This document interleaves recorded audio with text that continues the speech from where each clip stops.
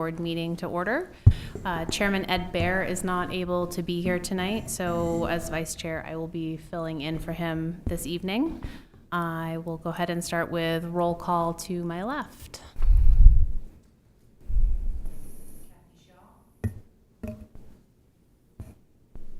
Chelsea Eaton. Bob Hayes. Bilal Hussein. Maureen Hopkins. Tim DeRoche. Andrea Westby. Great. I'd like to welcome our two new associate members, Chelsea Eaton and Kathy Shaw. Chelsea, I will be elevating you to full member tonight in Ed's absence, and Kathy will be elevating you to full member tonight in Riley's absence. Right, our first item tonight is a public hearing on Chapter 60 zoning amendment. City Council initiated request for the Planning Board to review proposed changes to Chapter 60 zoning and the Agricultural and Resource Protection Zone to strengthen protections for natural resources for solar and residential permit projects and make a recommendation to the council. Yeah, so these are, you should have received a paper packet of 8 pages, and it's also on the screen as well. These are proposed changes to increase protections of farmland in the ag zone for new residential development and new solar development. Planning staff met with the SNRB committee on Tuesday to go over the proposed changes. You should also have a copy of their minutes as well. It's a one-pager that summarizes the comments that they have. The purpose of this meeting tonight will be to garner additional feedback from the planning board and then bring feedback from both committees to the council for the council eventually to adopt these changes. So as of right now at this meeting, the board will be taking public comment and adding in any additional thoughts on the proposed changes.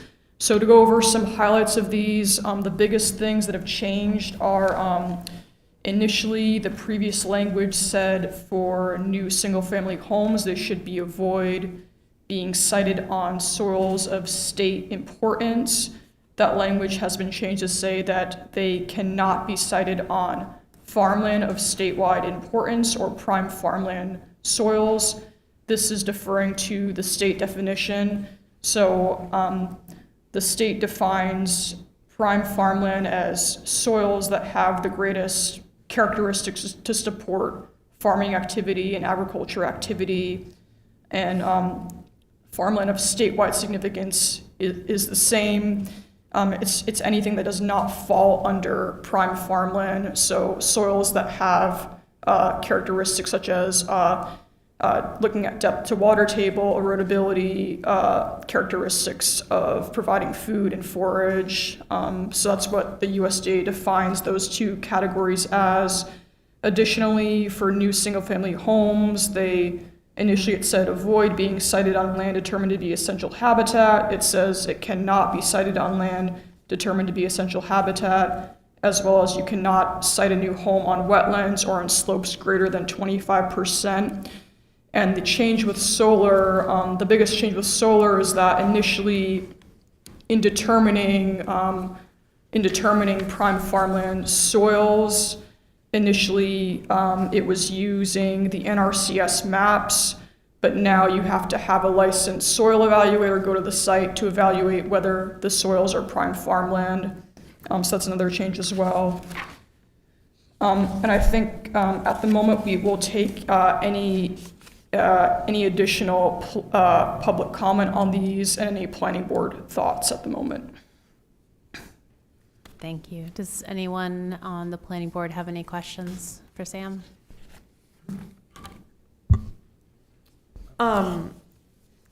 There's something on page 7, section G. I would like to understand this better because this is a little confusing to me. It says not be sited on prime farmland of statewide importance as defined by USDA and RCS. Okay. And then it says the determination of whether that land is prime farmland or of statewide importance shall be made by a soil scientist from, so, Maine, Department of Ag, Conservation and Forestry. So, I'm just confused by that. I don't understand who is making the decision, because first it says NRCS, and then it says Department of Ag, Conservation and Forestry. So the licensed soil scientist would go to the site and make a determination as to whether it's prime farmland or farmland of statewide importance. So previously, the language was very open-ended, and you would defer typically to the soils maps, which are less accurate. So this is basically saying a state licensed professional will determine whether or not the soil meets the standards listed in the USDA and. Yes, exactly. Yeah. Thank you.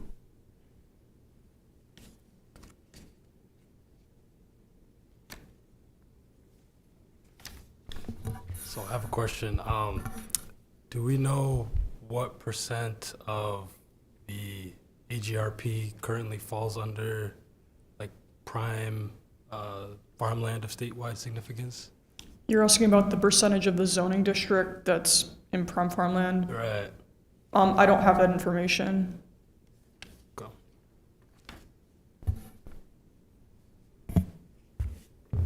I want to play, go ahead. I want to play devil's advocate.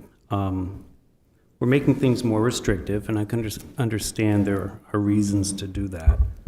My question is this, and I've been having a hard time finding an answer in Section 60. We may be advocating to put certain areas of land under an undetermined amount of time protection from any building whatsoever. So hypothetically, a parcel of land that is considered prime farmland, we could go a century and no one puts a farm on that land. We have land that hasn't been used, it's been reserved, hasn't been used. Do we have any time considerations in any of this language where if after X amount of time nothing's happened, well then yeah, maybe we could consider changing that? Or is this end of it until the end of time? You know, we're being very restrictive without allowing any understanding of future events. Do you have any idea about that? I mean, there's nothing in here about a timeline in terms of if something's left as prime farmland. I mean, I think the intent of this is to be as restrictive as possible to attempt to preserve more farmland. I think there were issues of, homes being developed in places that, they shouldn't have been built in, same with solar as well. But my question is, if we go 100 years, no one ever builds a farm there, but there's people that need housing, I know the argument is going to be made by somebody, or at least the thoughts of, well, so we're going to take X percentage of land out of Auburn's land use that nobody can ever do anything with. That land could sit hypothetically for 100, 150 years and just nothing happened to it, correct? Yeah, that's a possibility. But I think we have to realize, as history has shown us, this question comes up within a few years, probably. And, even our comprehensive plan is being worked on now, which has like a 10-year, probably a 15-year duration. So this will be reviewed, I'm sure, within a decade or more.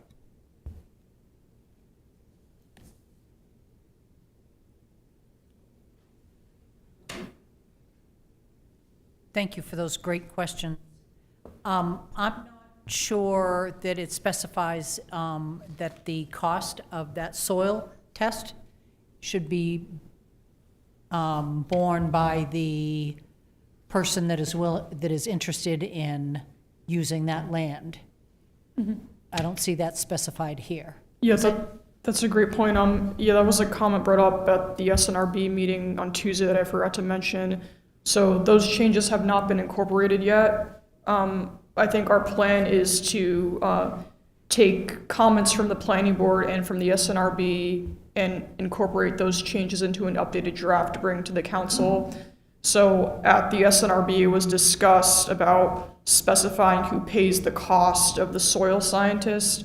And typically, it's the developer or the applicant doing the solar project who would pay. So we can provide language that specifies that as well. That's a great point.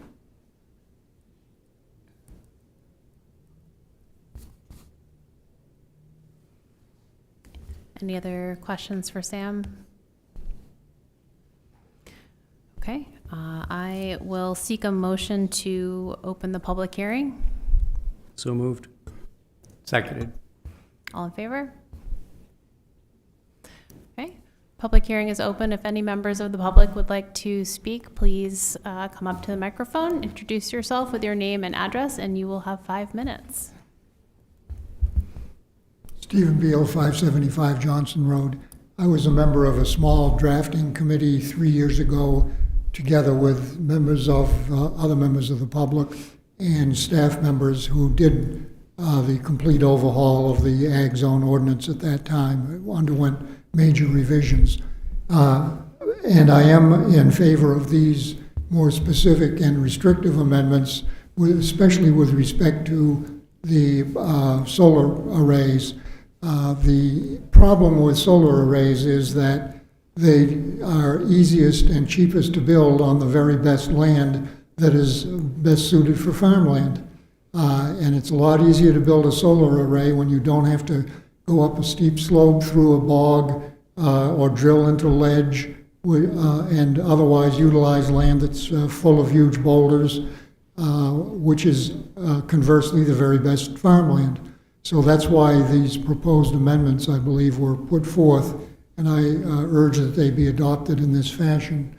I have not seen the comments of the SNRB. I looked online this morning to see if they were available to the public and didn't see them.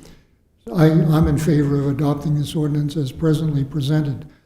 And addressing Mr. DeRoche's concern that this could potentially create a reserve of substantial areas of land for time indefinite, anyone who wants to can tomorrow afternoon gather 25 signatures and seek to amend the zoning map or text of the ordinance, assuming that the text of the ordinance remained the same. If a particular area, which I believe was Mr. DeRoche's concern, was very attractive for housing development and nobody had used it for farming for any particular period, next week, next month, next year, one can gather a petition together for 25 citizens and present that to the city for change of the zoning map, or conversely, or in addition, if one wished to change the text of the ordinance, you can do that by the same medium, or the city council could initiate another change,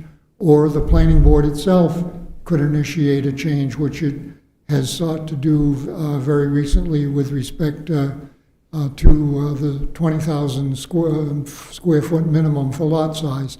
That proposal initiated with the planning board just within the last couple of weeks. So there are plenty of other opportunities to change ordinances or maps in the future as the city's needs dictate. So I urge adoption of these amendments as presented. Thank you. Thank you.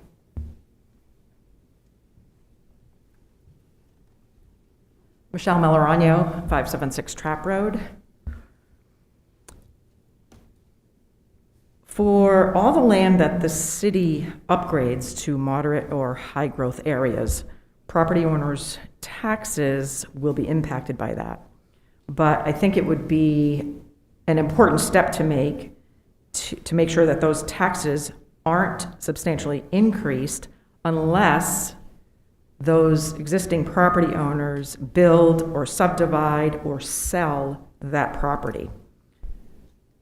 Those properties should be grandfathered at their current tax rate. Otherwise, farmers may be at considerable risk of losing their land and their businesses when property taxes increase exponentially, especially if they're going from agriculture resource protection to high-density areas. Regarding large solar arrays on agriculture and resource protection land, if the property is confirmed to have PFAS contamination, which should clearly be determined via city or state testing prior to any status changes or projects getting underway, then that property should potentially be eligible by special exception, I would assume, for solar. Again, especially for agriculture operations, this may be the only avenue available to farmers to actually survive. Thank you. Thank you. Okay, seeing no one else, I'll seek a motion to close the public hearing. So moved. Second. All in favor? Public hearing is closed. Are there any follow-up questions for staff or anything that the board members would like to discuss?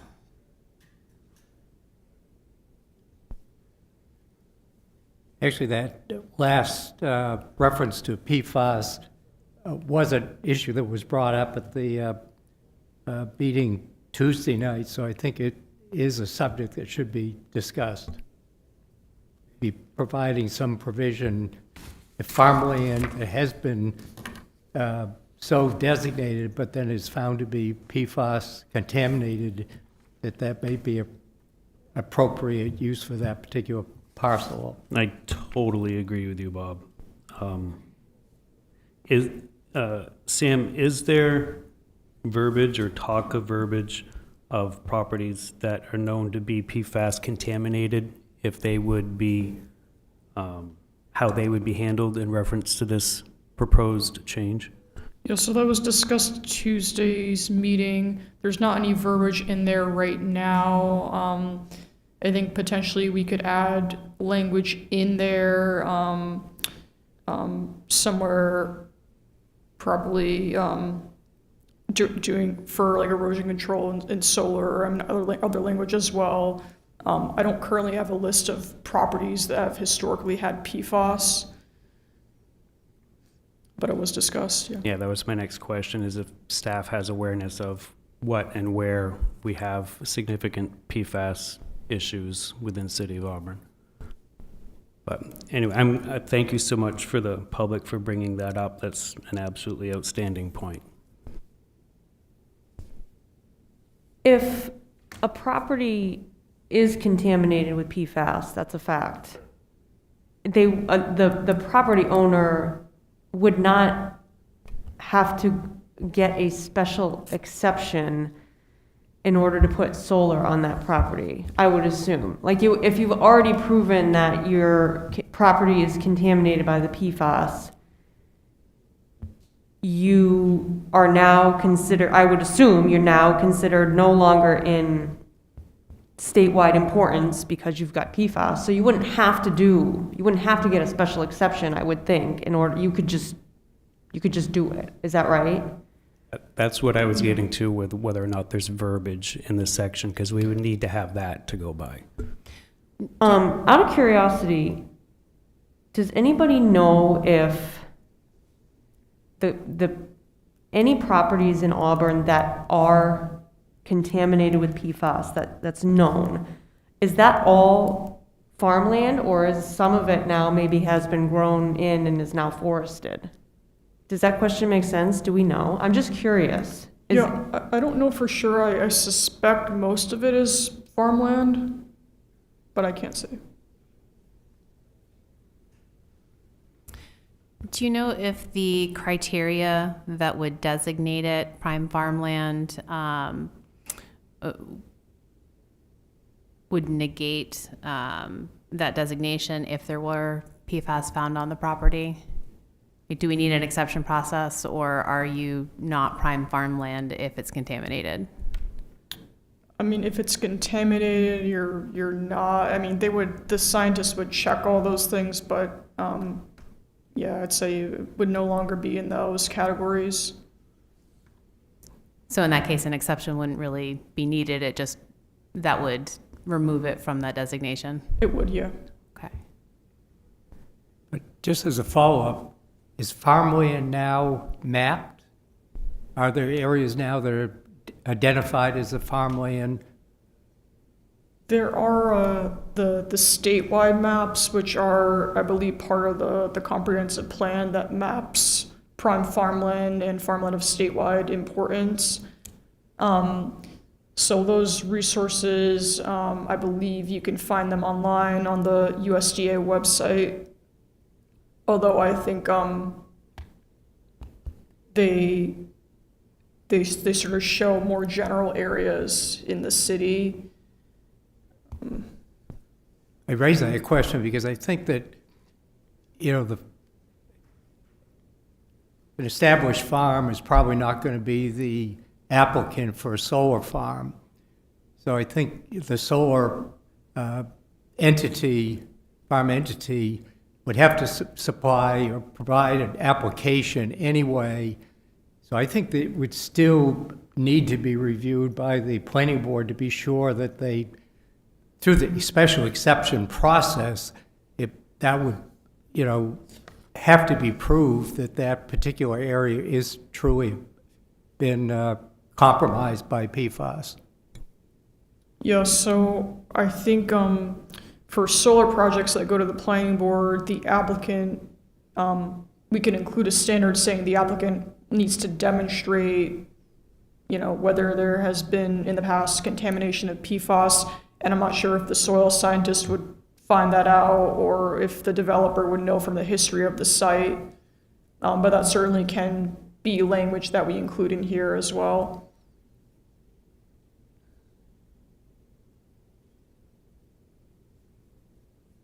Any other questions? Okay.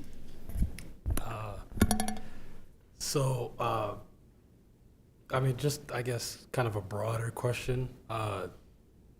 What kind of initiated, like, the whole process from at least staff's perspective of needing, ordinance change, particularly to the ag zone, just in general? I think generally there was concern about increased development in the ag zone, especially with solar projects. Initially, there was talk of having a moratorium on all solar in the ag zone.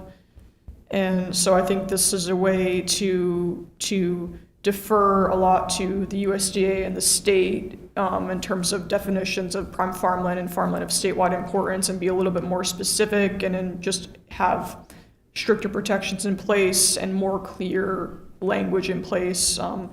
Because right now it's for homes, avoid being cited on essential habitat and soils is kind of vague. But that's broadly speaking the reason why they wanted to do these changes.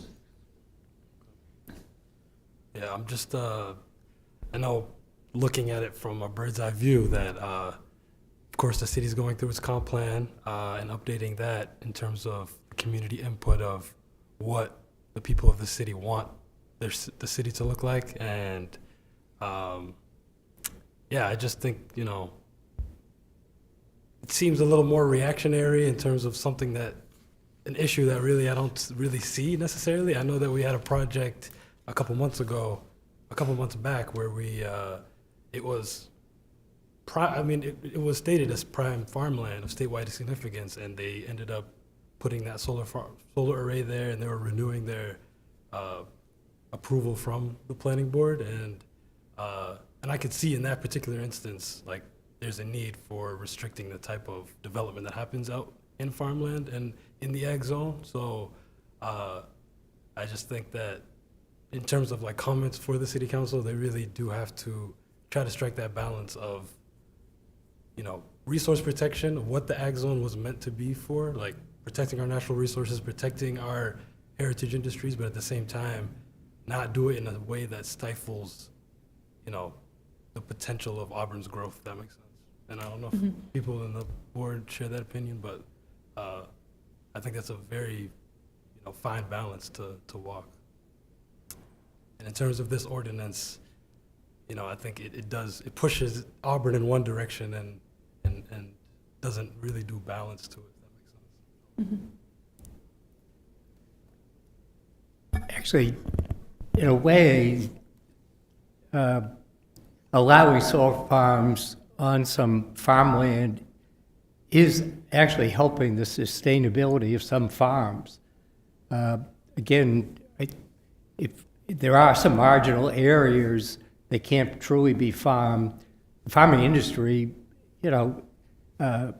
is a difficult industry. So solar farm does provide an income to a farm activity which might maintain that activity on land contingent to the solar farm. So I think that you're right, there needs to be a balance.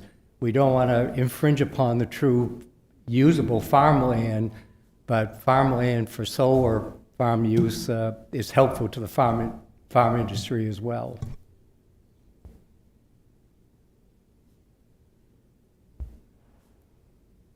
Any other questions or points for discussion? Okay.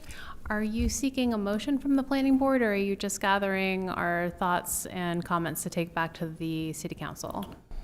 I'm not seeking a vote tonight. I think we're just taking comments. So if the board has any, I guess, final statements on their sort of endorsement or support of the changes, or any comments we should incorporate as we take it to the council, I would make a note of that as well. But you can make a motion to authorize it to go to the council with pending comments from both SNRB and the planning board. That'd be my suggestion. Okay. Anyone like to make a motion? To me, that was well stated. I would put that into writing, and I would suggest that as a motion.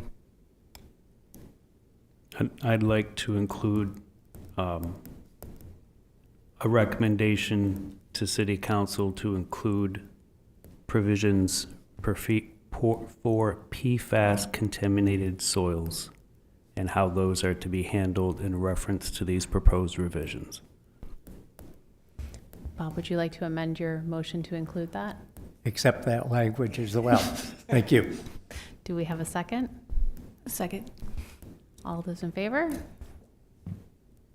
Motion carries. All right, that brings us to the public comment section of our agenda. If any members of the public would like to comment, please come up to the podium, state your name and address, and you will have 5 minutes. It's your time, Steve. What I had to say on this topic. Don't take more of your time. All right, miscellaneous. Does anyone have anything they want to discuss? Well, out of Tuesday night's meeting, sustainability, it was a good discussion, and we were presented by the Comprehensive Planning Committee a preview of what might come before us. We all should spend some time and go to review some of the topics that have been discussed. I think because of some state directives, we're really looking at the identification of low growth, moderate growth, high growth. And the high growth is indicated in red. There's some major areas that are in red that are, I think, need to be scrutinized. So I think that this will be going to the public. There'll be some public sessions. Individually we may want to speak, but this will be coming to the planning board for then public hearing. So I think we all need to kind of come up to speed and take a very careful look. Thank you. Well, Yeah, I just wanted staff for some of the questions that at least the board had. If you could go back to council with those, like in terms of, I think I asked for like a percentage. I mean, just informational kind of thing. I mean, I'm sure the council will do their homework, but to really like, I think it was what percentage of the ag zone is prime farmland of statewide significance, and how will it affect them, so. Yeah, I can definitely bring that to council. Anyone else? All right, seeing none, I will seek a motion to adjourn. So moved. Second. All in favor?